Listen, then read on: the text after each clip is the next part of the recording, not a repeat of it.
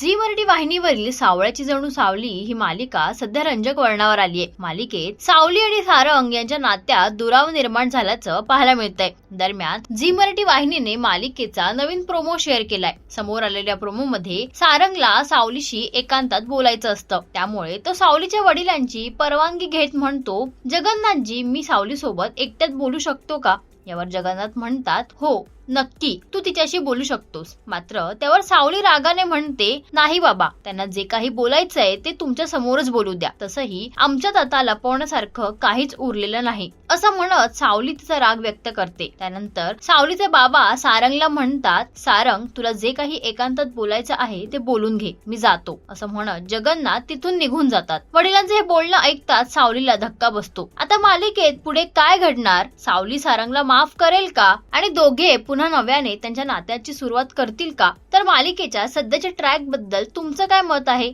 हे आम्हाला कमेंट करून नक्कीच सांगा।